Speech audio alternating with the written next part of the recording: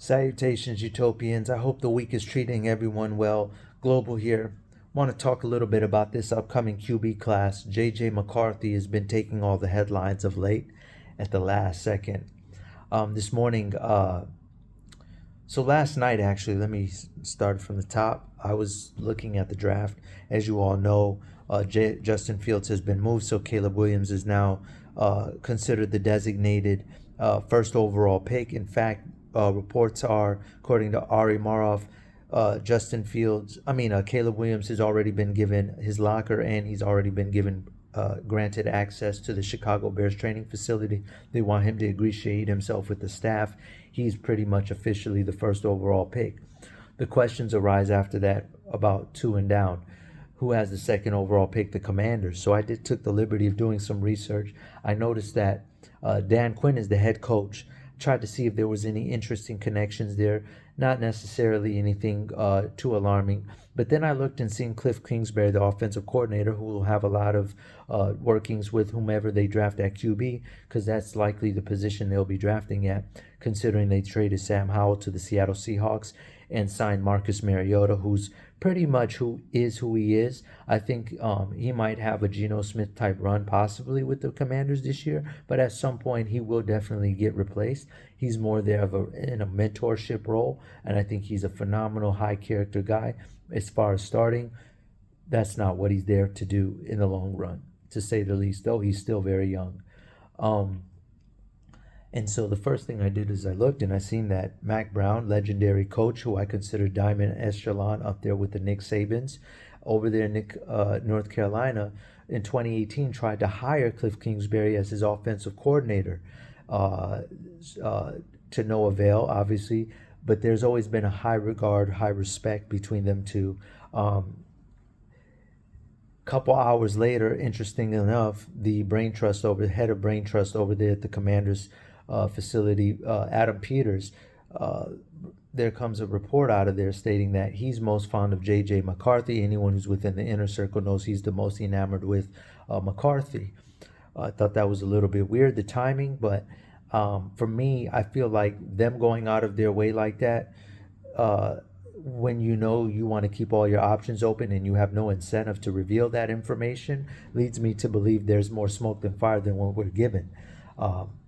I do think McCarthy's a great quarterback, but this last second surge with his name almost daily into this morning, he actually got two headlines, leads me to believe that McCarthy is a guy who is being used as a smokescreen. And every year there's one of those, because the NFL draft is a subcategory and it's a quarterback driven league.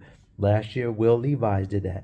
Oh, Vegas has moved him into the first overall pick. Next thing you know, he has a meteoric slide, all worked out for him because he's in Tennessee, where they're building around him in a Brock Purdy, San Francisco kind of way, ironically enough. Speaking of San Fran, Adam Peters, etc.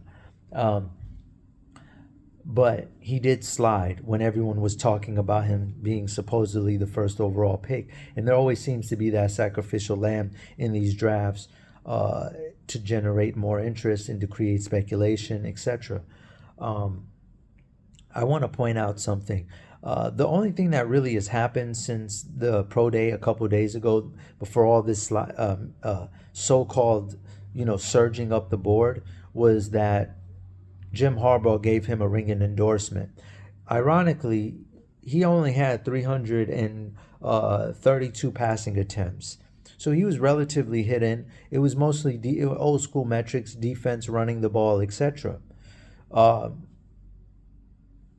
In fact, I think some of the things that make McCarthy a compelling piece in the draft is teams know that Jim Harbaugh is coming.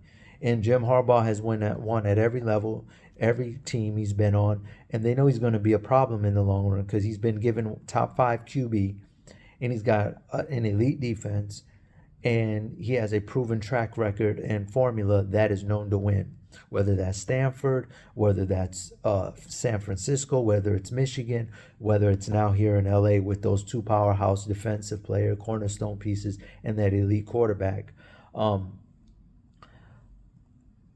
Just for some food for thought in terms of ranking of pass attempts, I've never seen a guy get elevated so much. I mean, what is Harbaugh going to supposed to say? I mean, he won a national title with him.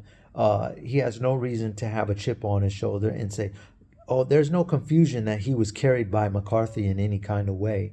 You don't see though Cliff Kingsbury being asked, "Do you think Caleb Williams deserves to be the first overall pick?" So you know what I mean? Like when you really look at it from that perspective, it's like what's really going on here? He's clearly being used as a mule, whatever, as a smokescreen, and it's getting blatantly obvious when you look at who passed the most. The actions speak louder than words. Michael Penix Jr. under Kalen Deur, who's now over there in Alabama, yeah, the Alabama, he threw for 555 attempts last year.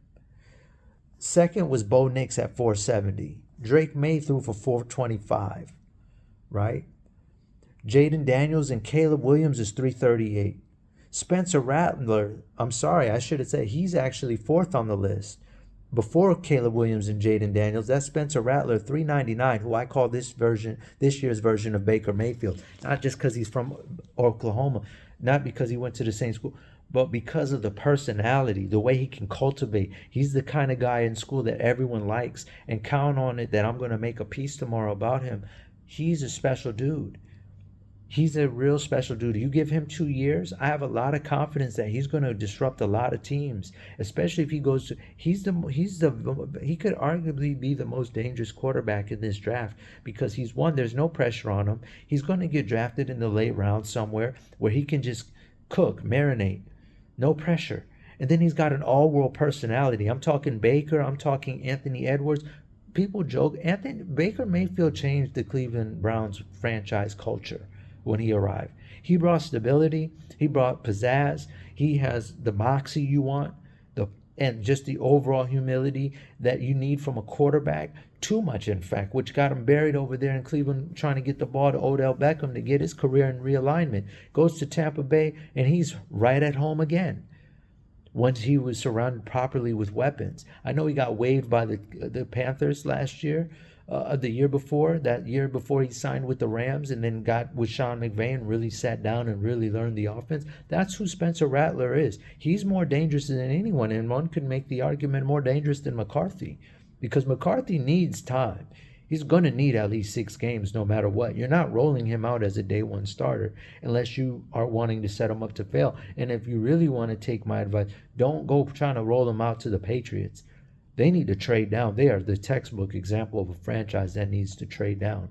But I really wanted to just touch base on all this because it's like, bro, like I don't understand. Well, I do understand. It's a machine, and they need to feed it. But I'm not buying the hype on him. He's got potential, but a lot of it is synthetic hype right now, and I don't think it's wise to set him up like this because the Harbaugh cosign can only get Jay Harbaugh's car sign can only get you so far because at the end of the day, Harbaugh gonna win at the next level.